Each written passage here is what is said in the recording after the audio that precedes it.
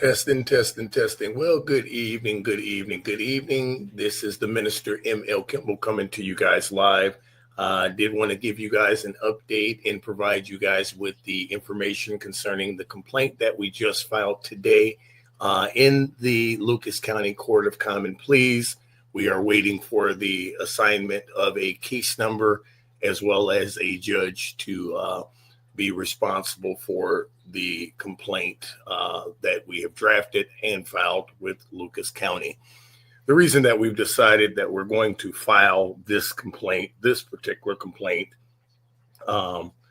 in the Lucas County Court of Common Pleas is because due to the history of what we've experienced in Fulton County, even with the most recent action involving Judge Hazelman, where he, in the recent pretrial hearing that we had scheduled concerning our corporation, the HCV Distribution Corporation and State Farm, Judge Hazelman had to recuse himself from our case due to a conflict of interest. So, in other words, our case has now been put on the back burner again because we have to wait for an appointment of another judge, a visiting judge, to be appointed to judge the matter in our State Farm case. However, the McNeill Chevrolet complaint is a completely separate complaint that does not involve the State Farm complaint. However, there is speculation that there might have been some involvement from this establishment in the destruction of our minority-owned business, the HCV Distribution Corporation. Although we have not been able to prove this information, there is an ongoing investigation currently being conducted by the Ohio Civil Rights Commission into this establishment and its practices, where they have found official probable cause findings of racial discrimination towards African Americans. So the reality of this is this complaint was filed not because of the past experiences that I experienced as the former finance manager of this establishment, because due to the statute of limitations, it does limit any claims to be brought to the court concerning employment, limiting it to literally 2 years. I believe it's 2 years after that you can bring a claim. So this complaint is not to file charges because of the mistreatment that I experienced as the finance manager, but it does highlight the most recent actions of the dealership and dealership representatives, which does constitute a completely separate complaint. And that's why this particular complaint is now filed in court with Lucas County Court of Common Pleas as we're waiting court assignment. This is the drafting of the complaint, and I'm going to go ahead and review this with you all together so you guys can see what we are going to request from the courts. We are requesting a jury. I am prepared to go to trial in this matter. I have the evidence. The reality of it is I can represent myself in this situation because there's no need to add a legal representative to a matter that involves me when I am the one that has the experiences and the evidence of what has happened throughout this entire situation. So we'll just start right at the beginning. It says, in the Court of Common Pleas, Lucas County, Ohio, M L Kimble, plaintiff, McNeill Chevrolet, defendant, case number to be assigned by the court, complaint for racial discrimination, hostile work environment, retaliation, impersonation of law enforcement, and civil rights violations. Parties in jurisdiction: plaintiff Marquise Kimble is a resident of Lucas County, Ohio. Defendant McNeill Chevrolet is an Ohio business entity operating in Fulton County, employing more than 4 individuals and subject to Ohio Revised Code, ORC, Chapter 4112, entitled V2 of the Civil Rights Act of 1964. This court has jurisdiction under ORC 2305.01 and ORC Chapter 4112 as damages exceed $500 and involve violations of civil rights. So this is why we're filing in this particular court, because it does have jurisdiction over cases that involve civil rights violations. Factual allegations. Now, these are the complete facts of the case, which again, it paints the picture of this establishment. However, some of these facts cannot be, brought up as a complaint because, again, we're past the statute of limitations on some of these complaints.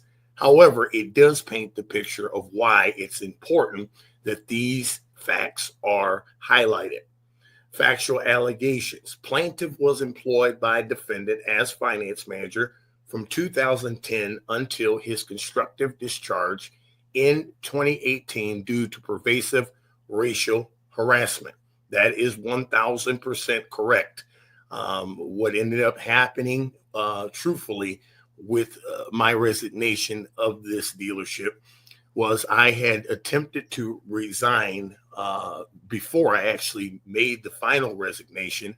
And when I made the announcement that I was going to resign from the position, the dealership did everything in their power to prevent me from doing so. So they promised me all of these different things that they never did, keep. They made these promises to allow me to continue to work my side business, which was a credit restoration company. And what we were doing, what we specialized in was, working with minority customers that have credit issues and restoring credit and things like that. And so I had developed a strong customer base of credit restoration customers. And a lot of those customers would come to me to purchase a vehicle over the years throughout my time at that dealership. So the time that I resigned, when I finally made the resignation decision, at first I made this decision and I made the attempt to announce it to the dealership. And like I said, they said, hey, what can we do? We'll give you we'll allow you to keep your separate private office. You can work the hours you want to work. We won't change your pay. Just do not resign. We can still have you coming out here. You can bring your customers out here part-time, and we'll keep you happy and we'll get the banks out here to get your customers approved. We'll get subprime banks out here. We'll get more vehicles out here. And, we just don't want you to resign. So I agreed to these terms. And throughout my tenure there, I brought out a series of African-American customers to be approved for vehicles. And not only were they either denied or told they could not get this vehicle, they were restrained to only purchasing this vehicle or that vehicle. A lot of them were put into deals where they had to put more money down than what they wanted to put down. It was a complete difference of what they told me was going to happen to keep my customers happy and keep my customer base. So I was able to start to see how there was a difference in the treatment of what I experienced with my customers. And, the series of people that I brought out there, it was always an excuse of why they can't get this or why they can't get that, or what, we got to go get the car back. I was made to make sure you verify each and every person that has insurance before they buy a vehicle. However, if they were someone that bought from this dealership for 60 years and they came in here with the same exact expired insurance card, you better sign that car deal up or you're going to deal with it. So not only did I deal with this during this tenure, I was always told over and over again, you are the highest paid employee at this dealership. And it just got to the place where I said, you know what, I'm done with this. I'm going to resign. And when I made that attempt, like I said, the dealership tried to keep me there, but they never kept up with their promise. They made these promises. They did not announce it to the sales staff. So it created a hostile working environment because the sales staff could not understand how I was working different hours than they were. I only had to come in half-time, part-time. I only brought in customers when I had a car sale. And they began to get jealous. And instead of management explaining the arrangement that they agreed with me, and it silently behind closed doors, they never told the sales staff anything. And then somehow, some way, it got out to the sales staff that I was still being paid the what I was being paid because of the agreement that the dealership agreed to do. And instead of the dealership standing up and saying, yes, we agreed to this, this is what we agreed to keep Marquise Kimble employed here, they decided to change everybody's pay without any notice, which limited and literally reduced my pay to only $150 a week. And I suffered that for 6 months to try to attempting to support my family until I just finally had enough and resigned. But the reality of it is this was all a trickle down effect that started with the fact that I tried to attempt to resign because of the years of what I experienced at this dealership. Like I said, as the finance manager, I was always subjected to improper jokes, inappropriate jokes, racially charged jokes, being referred to as Harambe the Gorilla, being referred to as Toby, being referred to as the token black, jokes always being told. Black people like Kool-Aid, grape Kool-Aid and watermelon, or black people only buy cars with sunroofs so they have somewhere to throw their chicken wings out the window. These are the things that I tolerated silently for 7 years because it was not told to me, hey, you're going to be forced to take this because what we're paying you. But I was always made to feel like this is the best thing that you've ever had in your life. So do you really want to make noise on it? So I was kind of forced to kind of laugh off the jokes, laugh it off. Even when we had a get together at our home, it was for a birthday party. We invited everybody from the dealership. And of course, everybody at the dealership was Caucasian. So when they came to our home, which obviously we had a bunch of African Americans in my home because I'm African American. So my relatives were here. The first thing that the dealership did when they came in my home was they grabbed a balloon that was on the floor due to the party. And one of the guys grabs the balloon and he falls across the tape, all across the chairs in front of everybody, and says, "I've been shot," and fell on the floor. Now, it was a big joke to the dealership and they thought this was hilarious. But my mother and my mother-in-law and the people that were close to me, they were very offended by that because it illustrated what these guys assumed about us regardless. And the only reason that they did not come out and say it was because I was a cash cow at that dealership. You got to understand, for the 7 years I was employed there, most of every single month, I came in as the top finance manager out of 6 dealerships. So you're talking about McNeill Chevrolet, LaRiche Chevrolet Cadillac, LaRiche Toyota, every single month. In fact, I even won an award one year of holding the highest average amongst these dealers every single month. So the reality was I held the highest average out of the group of dealerships, yet I was the only African American, period. Now, I never experienced any mistreatment by LaRiche Chevrolet Cadillac or his Toyota Cadillac, but because the reason why LaRiche is involved and mentioned here is because LaRiche at that time was majority owner of McNeill Chevrolet. So at the end of the day, his operations were not in Swanton, but he signed our paychecks. And although he was not day to day who I reported to, John LaRiche had some say over what happened at that dealership. This is why we're mentioning LaRiche Chevrolet Cadillac in this complaint. So that's the semi what of the backstory is here. So basically, as we continue here, during employment, plaintiff endured racial slurs, including Harambe the Gorilla, token black guy, and Toby, creating a hostile work environment under ORC 4112. These are facts. This is not made up. And the reason that I'm bringing this complaint is because I truly hope that these guys want to go to trial with me.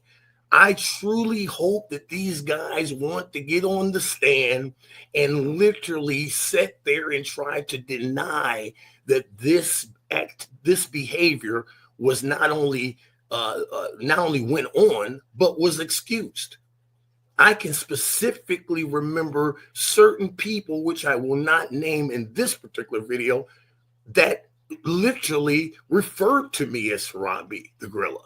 Now, understand at that time, I was the finance manager. If you look at the rank of any dealership that has a finance manager, the finance manager is usually on the same rank as your sales managers, your new car managers. The executive management team of the dealership includes the finance manager. Why? Because every single dollar that the dealership makes comes through the finance office. So the reality is, even people that were beneath me, my subordinates, my salesmen, were able to get away with these type of jokes towards me because this was the environment. Now, once again, this complaint is not because of these instances, but it paints the picture as to what happened during my employment, which led up to the most recent actions concerning this dealership, which we will get into as we continue. Defendant failed to address plaintiff's complaints, leading to his resignation and financial harm. That's correct. Once again, my very first week of being employed at this dealership, I had to suffer an inappropriate, racially charged joke in front of the entire lunch staff that literally resulted in the person that made the joke being disciplined or reprimanded, so they say. And it was supposedly a write-up put into this guy's file documenting my very first week and what I experienced at this dealership. The very first week of employment there was an inappropriate joke that was said during lunch in the conference room that was excused. And it wasn't until I made a stink about it and continued to press the issue to where it was then brought to Human Resources, Linda Lee's office, and the person that made the joke did receive a write-up that was supposedly on file with the dealership. Now, that was the only time there was any consequence for this behavior, although it constantly went on throughout the 7 years. I'm telling you, jokes about Afro Sheen, jokes about cocoa butter. I mean, just every single day, whether it was somebody from management, somebody from sales, or it was just customers from the dealership, people that had come in for years, that I just took this behavior. Because when you take a person that did not have a college degree in his late 20s, trying to do better for his family, and you give him a position where he's making over $100,000 a year, you give him a free car to drive, then realistically, that afforded my family a different life. It allowed my family to experience things that a lot of people that I grew up with never got to experience. So it put me in a position where you just kind of just take it, even though it burned me up every single day. There are people, friends and family that can verify the times I get off of work at that dealership and they would just say to me, I don't know how you can tolerate it. How you put up with it is beyond me. But the reality was, I wanted my children to be raised in a decent home, in a different area, decent schools. And the reality was, I said, hey, it's not that big of a deal. I just kind of brushed the stuff off. But the reality of it is, you have to always remember, it doesn't matter who's paying you, how much they're paying you, who cares what they're paying you. Does not give them the right to mistreat you and violate the law because they're paying you a paycheck. Once again, this dealership gave me nothing. They only guaranteed me a $20,000 per year draw. Let me explain that to you guys that don't understand. What that means is every single Friday, they gave me an advance on my pay, which was about $500 every single week. And then every single month, when we received our pay from our performance, I had to pay that back. So they did not give me anything. I earned six figures a year because I exceeded the goals that they gave me every single time, which allowed me to earn a substantial income. Now, but if you're earning this income, but you have to deal with every day, what do I got better be careful on what I even put on to come to work, because I know somebody's going to say something if the color's not too right. I even was told at one point, they pulled me in the office and told me and had a conversation with me about the clothing I was wearing, telling me that it wasn't good for the area that I was in. Now, I don't know where in the law it's okay for your employer to dictate your clothing if it's not in violation of the dress code. However, this was the way they made me feel, so I had to wear a certain hat for 7 years until I just could not take it anymore. So this led to his resignation and financial harm. In 2021, plaintiff co-founded the HCV Distribution Corporation in Swanton, Ohio. And on January 17, 2022, the business was burglarized. Law enforcement, specifically Swanton Police Department, delayed the response by over an hour, exacerbating losses. Let me break that down and expound on that a little bit more. Our store alarms alarmed and alerted the Swanton Police Department at 6:32 a.m. that there was a disturbance occurring at our business. Their office was located 0.2 miles from our former business. Explain to me why they did not respond until over an hour after being notified.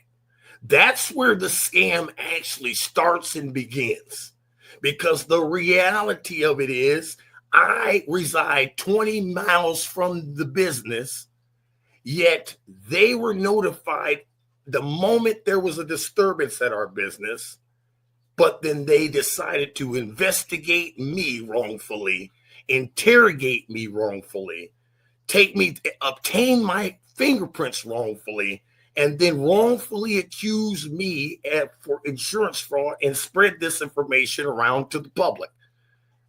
Went around Swanton that I was up to some no good, trying to run an insurance scam all throughout the town. And it started with the Swanton Police Department.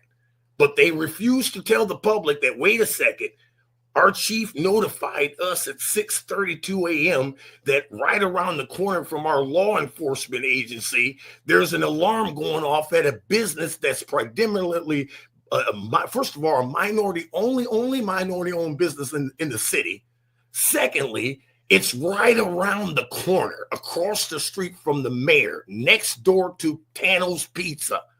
If McNeill Chevrolet's alarms went off, or Tano's Pizza's alarms went off, or any other business in that city, there's no way that the Swanton Police Department would have taken over an hour to respond and then investigate the victim as the suspect.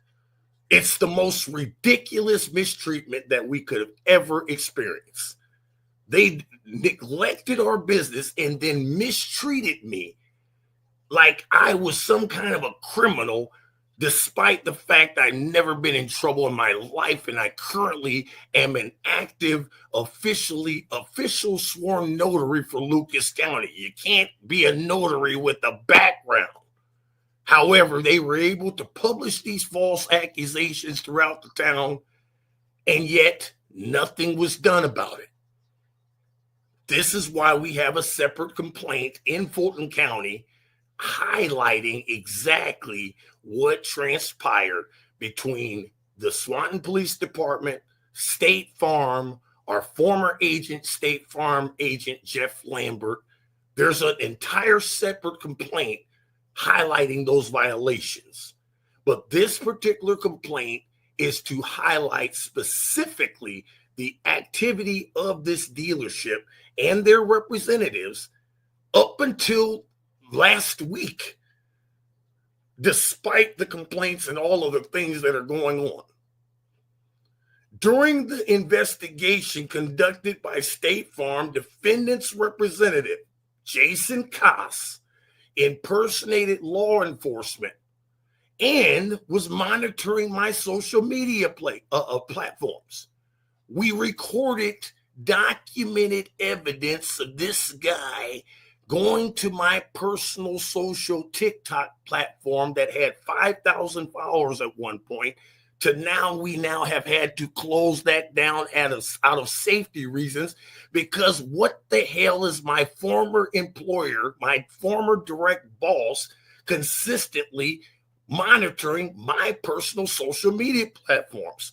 This is an invasion of privacy and a violation of law. And then, like I said, we are no longer connected on a professional level, so you would have no reason to be going to my personal social media platforms habitually unless there was some other motive behind it.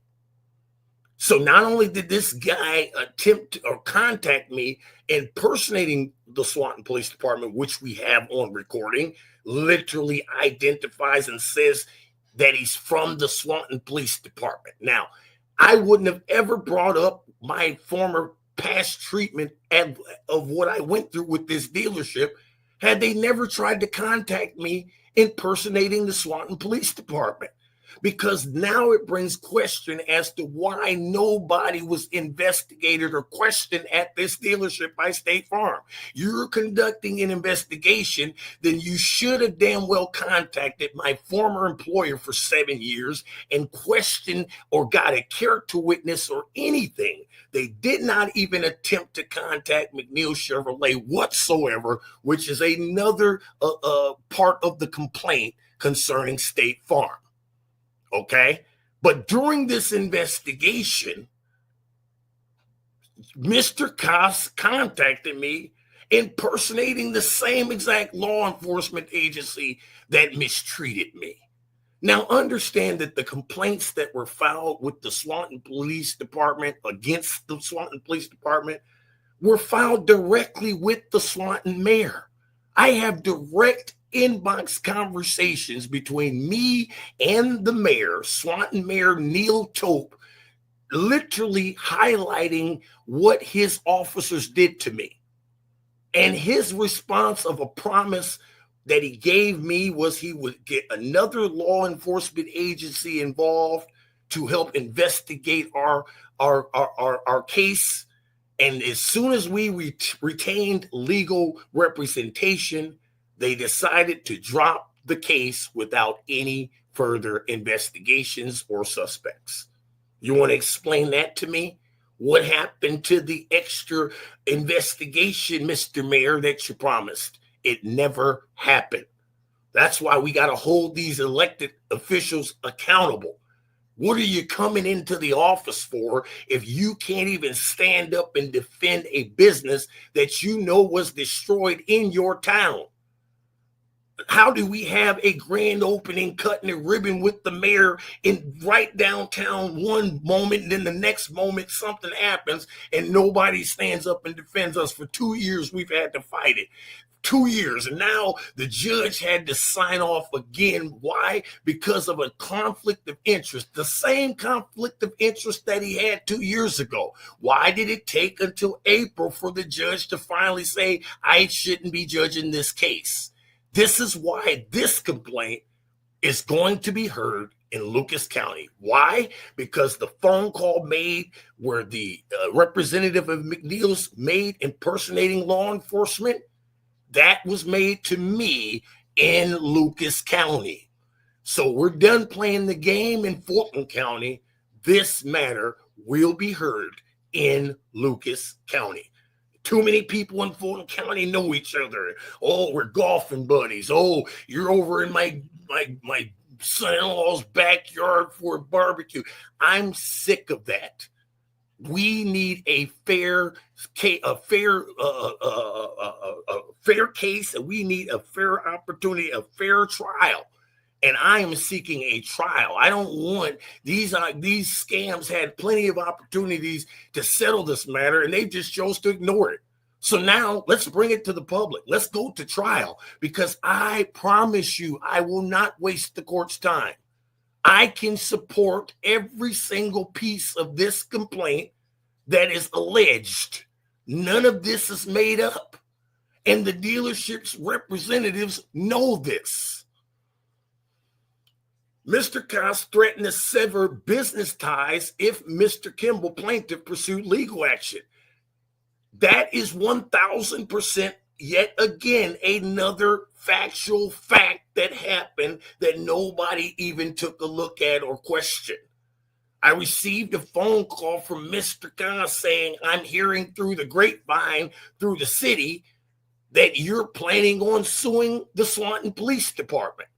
Now, at this time, I hadn't even thought about doing this, or there wasn't even any thoughts about this. However, when I said to him, no, I hadn't, then his response to me was, if I was planning on going to go after the Swanton Police Department, the dealership would have to disassociate themselves with me. Now, you want to explain that to me? Is it because you guys donate money to the Swanton Police Department every single year during Christmas? What's the reason that you're telling me that if I tell anybody how these bastards mistreated me and they were supposed to be protecting and serving the law, that you threatened to sever our 7-year business built relationship from customers that I've referred out there from the time I sat in your finance chair, not to mention the dealership's employees were buying products from our retail location. So we had all of this going on, but all of a sudden, when it's told to you by somebody throughout the city that there were plans of me coming after the Swanton Police Department, you then tell me if that's the case, you're going to have to disassociate yourself with me. And I'm supposed to believe, like I just was born yesterday, that you or someone at this establishment didn't have anything to do with the destruction of our business. You've harassed me. You've followed my social media. You've been doing things unlawful without any consequence. I guarantee you, if I contact anybody today acting like a police officer, they're coming to my front door with the silver bracelets before you can say hoochie mama. But this can go on a year ago. Nothing's done about it, forcing me to have to bring this action before the court. Sad, sad shame. Defendant continues to send unsolicited mail to plaintiff and his spouse despite cease request. Once again, how in the hell is this possible when their legal attorney, Bonnie, whatever her name is, she's a scam, sends off a demand that we don't attempt to contact McNeill's on any level?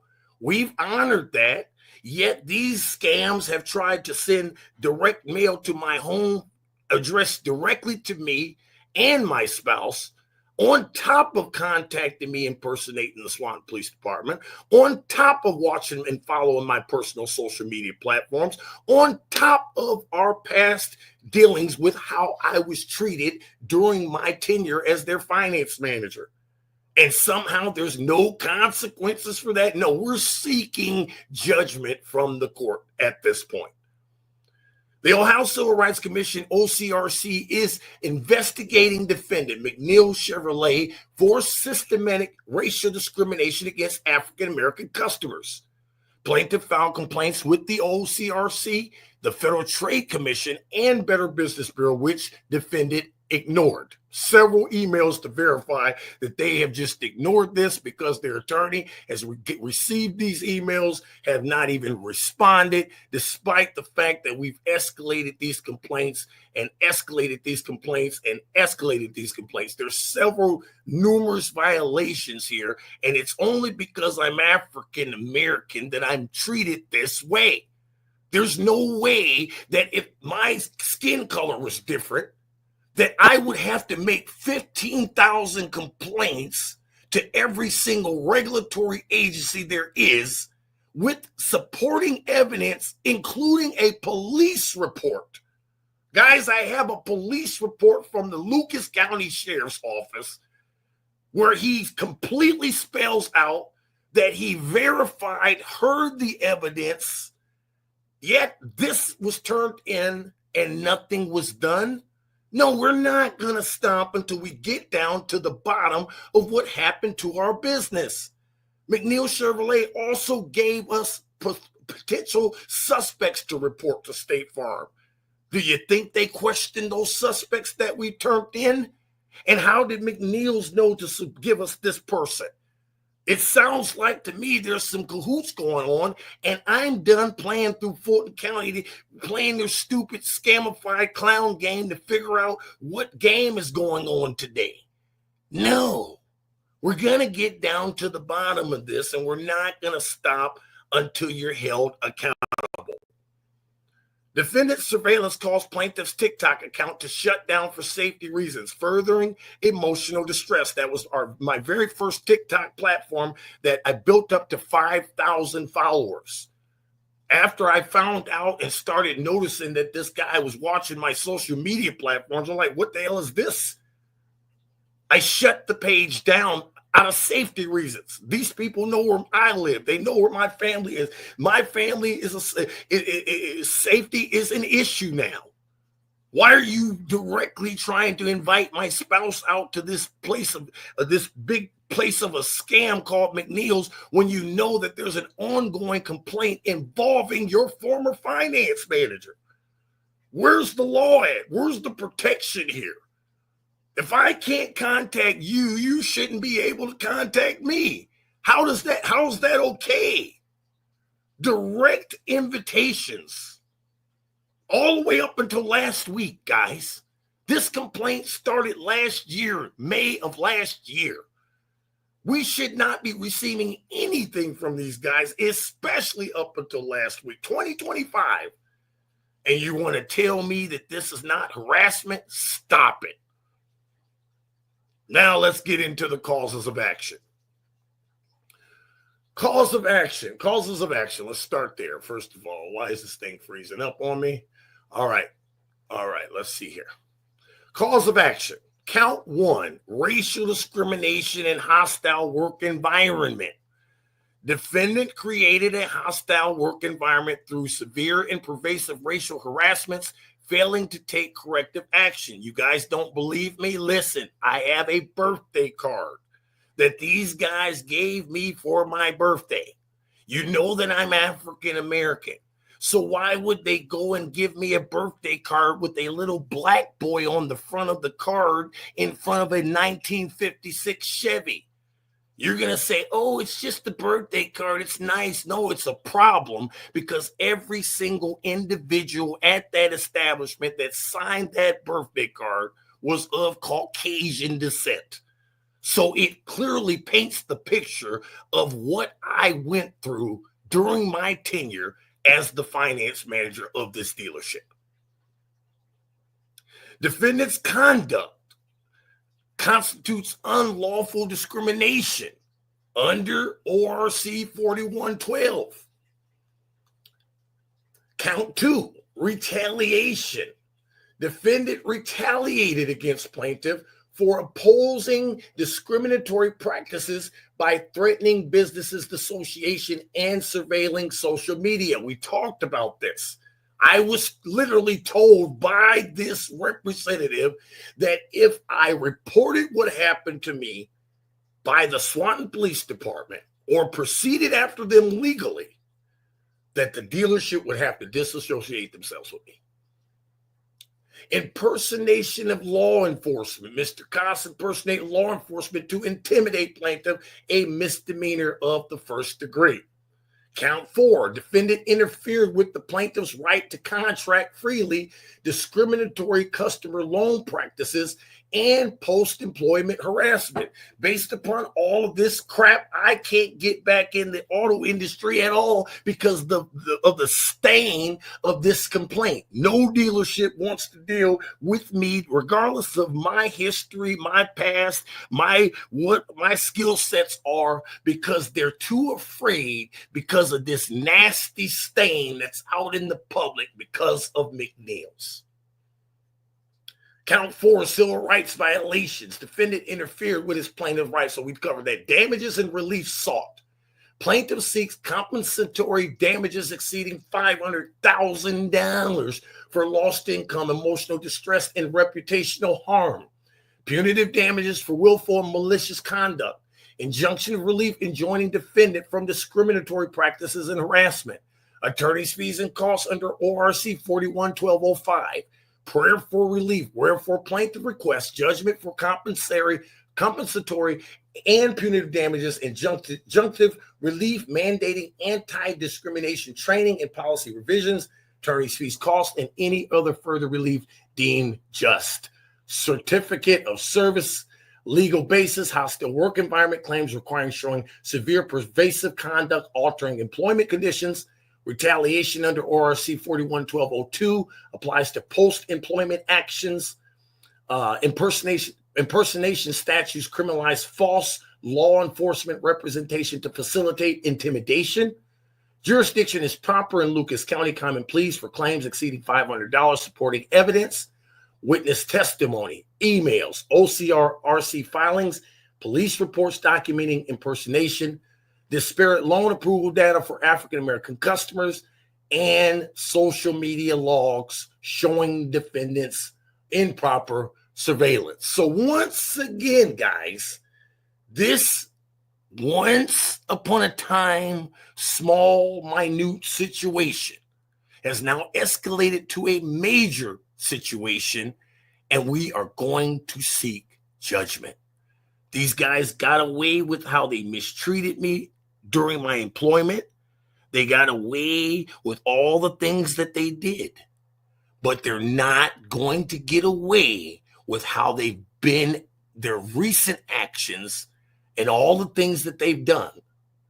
There's heavy suspicion that they were involved with the destruction of our business, although this has not been proven. What has been proven is the complete racial discriminatory practices, racial discrimination that this dealership participates in towards anybody that's African American. You don't believe me? Read the recent documented statements and findings from the Ohio Civil Rights Commission. They don't come with probable cause without a legitimate reason. So I inform you, African Americans, do not support this dealership. Do not patronize this dealership, because behind your back, they're not doing anything but insulting you. This highlights the details of the complaint. I will keep you guys in tune as soon as we get an official case number. But now the heat's on. The chickens are coming home to roost. The games are over. And this has been your episode of Word on the Street Talk TV. I am your host, the Minister, M L Kimble. Until next time, be blessed on purpose.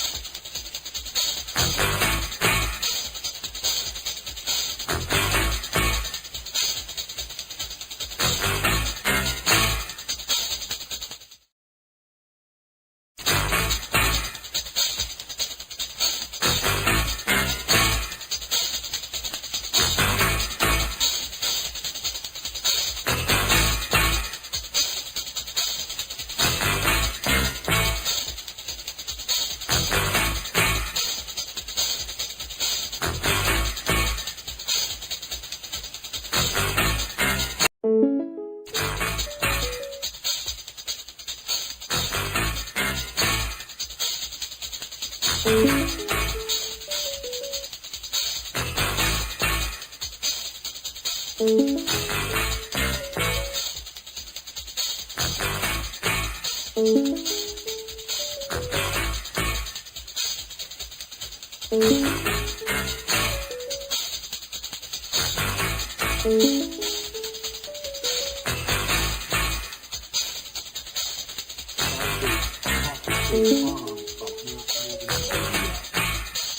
water shut off at the building. And I explained to her that the state farm has nothing to do with it. You have to talk to either the water department because they want to do some cleanup of